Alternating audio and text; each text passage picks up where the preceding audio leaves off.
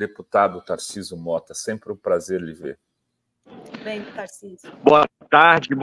Oi, Dri, boa tarde, Rovai. Boa tarde aí a todo mundo que está na TV Fórum. Desculpa aí hoje estar aqui falando do celular, direto do Salão Verde, o que está acontecendo ali dentro, a sessão solene em homenagem a Marielle, e eu saí aqui para poder conversar um pouco com vocês, então estamos numa situação um tanto quanto precária, mas aqui podendo falar com todo mundo que, né, para debater esse e outros assuntos que sejam possíveis. Estava ouvindo a Zanha falar, eu sei que o roteirista aqui no Brasil é meio acelerado, não espera terminar um capítulo para começar outro, a gente tem muito assunto para falar, mas nós estamos aqui, né, na luta, sempre, seguimos na luta. E Tarcísio, a gente teve no domingo a prisão dos supostos mandantes do assassinato brutal da Marielle Anderson, e se confirmou que os irmãos Brazão, mas teve um terceiro elemento que foi o delegado do Rivaldo. Como que vocês receberam essa notícia do delegado, que era o chefe da delegacia de homicídios, ser um dos mandantes, apontado como um dos mandantes? Essa história do Rivaldo, ela é ao mesmo tempo espantosa, porque ele desde o início acompanhou o processo, recebeu os familiares, recebeu a bancada de vereadores do PSOL, né, se colocava com declarações absolutamente que era uma questão de honra, colocava a relação que ele tinha de ter conhecido Marielle em outros momentos como algo importante no que ele faria, e portanto é um espanto, mas ela é, ao mesmo tempo, revelação daquilo que nós dizíamos, que tinha gente poderosa dentro desse processo, tinha gente atrapalhando as investigações, e mais, de que esse Estado miliciano, essa lógica desse, como diz o relatório da Polícia Federal, esse ecossistema criminoso, ele está dentro do aparelho de Estado de forma muito poderosa. Nós vimos, portanto, que os mandantes, aqueles que pararam e pensaram em algum momento e decidiram assassinar uma vereadora do PSOL, né, eles eram um conselheiro do Tribunal de Contas do Estado, um vereador que depois se tornou deputado federal e um ex-chefe de polícia. Ele era delegado quando planeja e se torna chefe de polícia nomeado pela intervenção federal. Olha a gravidade dessa situação do ponto de vista de que escancara algo que a gente vem falando há muito tempo, que este poder político das milícias é essencial para elas continuarem existindo e é preciso retirar esse poder político se a gente quiser ter qualquer chance de futuro para o Estado e para a cidade do Rio de Janeiro.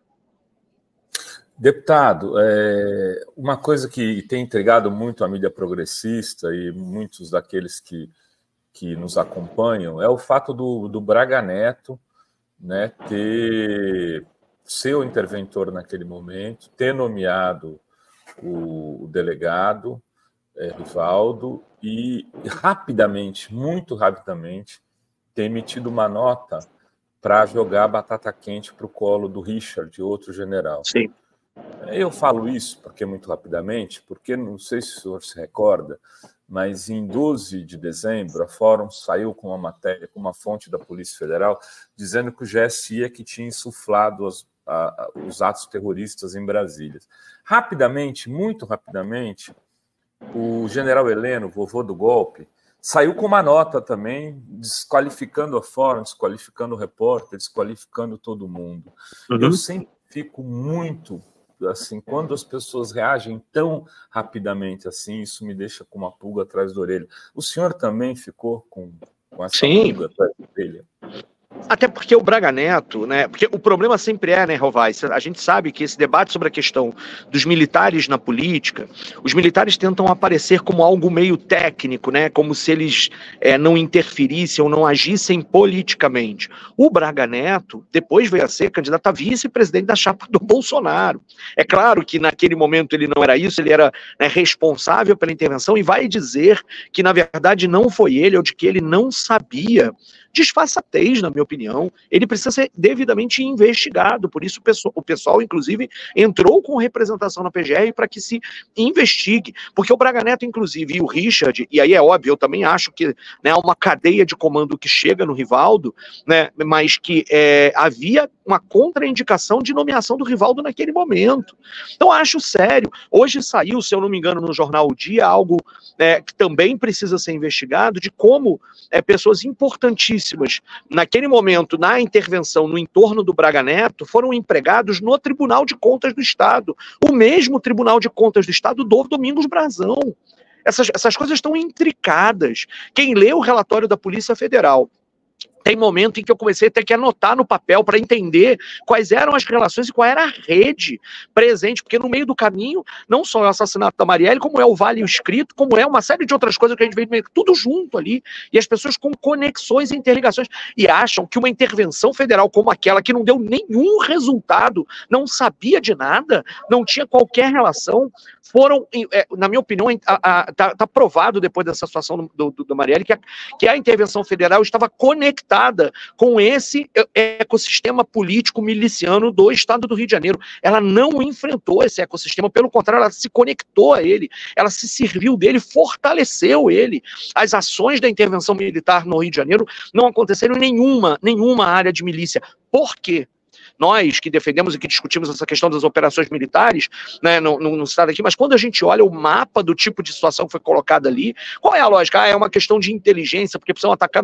Pelo amor de Deus, esse tipo de situação agora encaixa uma série de questões que são colocadas ali. Na minha opinião, o Braga Neto precisa ser investigado, precisa responder pelas suas responsabilidades naquele momento, inclusive pelos resultados que essa intervenção militar não teve.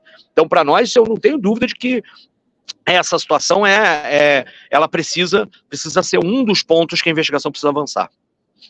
Azenha. Deputado, muita coisa ainda a esclarecer, né? Como o senhor mesmo disse. Qual seria a prioridade? No que o senhor apostaria em investigar agora, primeiro? Olha, eu acho que existem duas linhas primeiro. É preciso ampliar o lastro probatório para que se consolide aquilo que está presente na delação do Rony Lessa. É preciso buscar contatos de corroboração. Eu acho que há elementos suficientes de comprovação, e tanto é assim que o STF entendeu, tanto é assim que a PGR entendeu, né, de que, de fato, eles são os mandantes, mas é preciso ir além. Segundo elemento, é preciso aproveitar esta oportunidade para continuar a desmantelar as relações e o poder político das milícias no Rio de Janeiro. Com milícia não tem jogo, não pode ter. É preciso avançar neste processo. Terceiro, é preciso olhar as decisões, tanto do Domingos Brazão no Tribunal de Contas do Estado, quanto a questão do tipo de processo criminal de investigação que passou pelas mãos do Rivaldo. É preciso escrutinar isso, e isso vai desvendar redes de poder e de crime no Rio de Janeiro que precisam ser investigadas e que precisam ser desmontadas. Nesse sentido, a PEC que a gente apresentou aqui, inclusive, a deputada Thalíria Petroni, minha querida colega, é a primeira signatária, mas a bancada do PSOL pensou junto essa iniciativa, né, numa lógica, inclusive, de mexer nessa questão da transferência de prerrogativa de quem é que vai investigar os casos, de que casos de milícia precisam ser federalizados. Não dá mais para a gente poder continuar a acreditar nas instituições. As instituições no Rio de Janeiro estão tomadas por uma bandidagem vinculada às milícias, e isso precisamos de uma ruptura.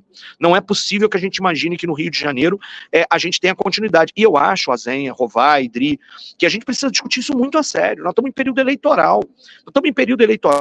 E é preciso que a gente descubra quem é que vai, de fato, enfrentar este problema e quem é que vai continuar achando que isso não é um problema que precisa ser enfrentado. Chiquinho Brazão era secretário de Ação Comunitária da Prefeitura até um mês atrás.